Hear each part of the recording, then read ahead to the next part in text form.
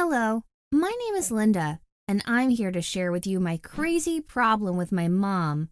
The problem started when we got our stupid cat, which my mother named Brenda.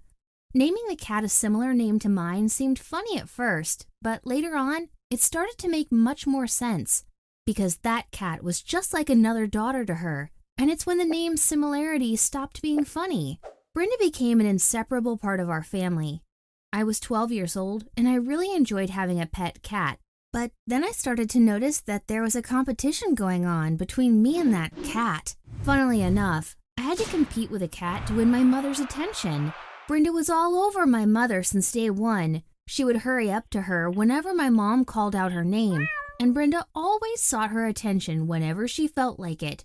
Well, I was left out, and no one bothered to interact with me. Whenever our relatives and friends came over to visit, my mom would go on and on about Brenda and what Brenda did and how cute Brenda is, and she never stops talking about that cat. All of that would happen while the cat was sitting in her lap, and I'm serving them drinks. With time passing, things became even more extreme. My mother stopped expressing her love to me in any way, shape, or form possible. All I kept hearing was how my mother sweet talks to that ugly, annoying cat. She called her sweetheart, honey, dear, and never missed a chance to tell Brenda how much she loved her. On top of that, every time I went to talk to my mom about anything, she would dismiss me and say that she's busy with the cat. Whenever I wanted to go out with my mom, she preferred to stay home with Brenda, and if we did go out, Brenda would always join us too. I couldn't help but feel so jealous. I was losing this battle against that cat, and I was helpless. At that point, I have tried every possible way to regain my mother's attention. I got her gifts, made her pancakes, and did my bed every morning, which she didn't even notice. Until one day, I decided that this situation should not carry on like that, and I had to take matters into my own hands. This cat does not belong in my family anymore, and she should disappear. I knew my mother would probably miss her a lot, but soon enough, she'll get over that cat, and she'll start loving me again and giving me all the attention I need. So, I set up a plan. I had to wait until my mother went to visit my sick grandma, grab that cat, and drop her off somewhere far away. That was the only possible time I could do it, because my grandma was old and allergic to cats, so Brenda had to stay home. My plan was ready, and I waited for my mother to visit Grandma. As soon as she did, I picked the cat and took the bus to a random place. I just got on the bus and waited for as long as I could before I got off. We reached a place which seemed like a park near a forest that was full of trees, and it seemed just perfect to leave the cat here. So I put Brenda on the ground and said, "Shoo, shoo, Brenda, go away! I never want to see your face again." Watching her walk away felt so satisfying. It almost felt like she was walking away with all my problems with her. By then, it was time for me to go back home, as it was getting dark and my phone's battery died.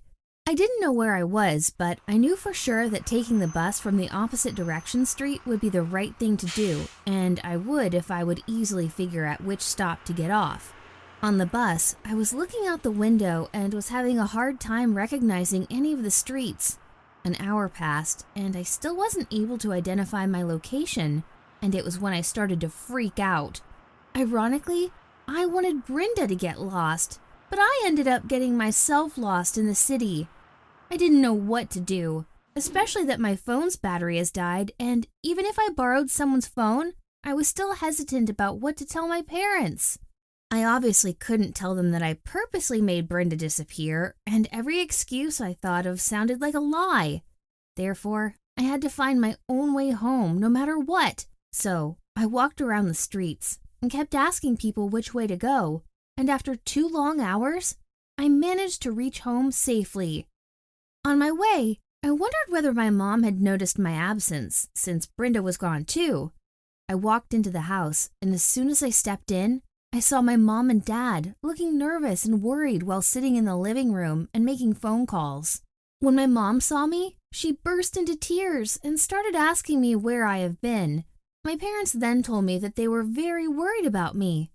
And the truth is, I was overjoyed to discover that they actually cared about my disappearance, not Brenda's, that stupid cat.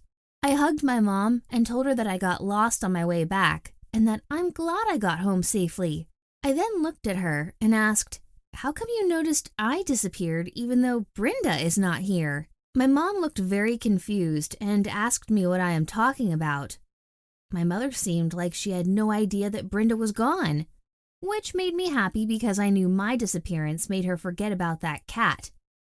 So I started to plan how I was going to tell her how I felt about coming in second place after Brenda and how horrible it was, when suddenly I heard a meow voice coming towards us and chills went down my spine. It was Brenda! That ugly fat cat found her way home before I did. I could not believe what was happening. I went above and beyond to get rid of that cat, and there she was, coming to sit on my mother's lap while I, my mother's actual daughter, was hugging her. Ugh! What is wrong with that attention-thirsty cat? Can't she just find her own cat family? I was fuming with anger and my face turned red and blue. My father asked, "Linda, are you okay, dear?" I looked at him and I screamed, No, I'm not okay. I hate that cat and I want it out of our house now. You have to choose between me and Brenda." And that's the last thing I said before I ran up to my room crying. I couldn't believe that I have lost the battle against Brenda, a lazy, fat cat who knows nothing about life. And now I wasn't even sure that my mom would choose me over her. A few seconds later, my mom came knocking on my door. I told her to come in and close the door behind her because I didn't want Brenda in my room. So she did. She sat beside, said, "I don't understand what this is all about, Linda. I thought you liked our cat." "Your cat, Mom. I have nothing to do with her," I said. My mom seemed to finally understand what was going on, and suddenly I started seeing tears in her eyes. "What's wrong, Mom?" I said. "I can't believe that I made you feel like you were getting less attention than Brenda. I didn't mean for that to happen, and I never actually noticed my behavior until now," my mom said. At that moment, I could see how sorry my mother was, and I couldn't stay mad at her anymore. So I wrapped my arms around her and gave her a big hug and told her that I loved her. We both dried out our tears and smiled at each other. My mom promised me that she will change her ways and she'll never make me feel lonely or neglected again. As for Brenda, I still despise her for the struggle she made me go through. But I told my mom she can keep her as long as I am her #1 priority and her only daughter. What I learned from this experience is that you shouldn't be afraid to speak up and tell others what you think, especially your parents, because they will always be there for you, even if they love their cat more than you would have wished them to.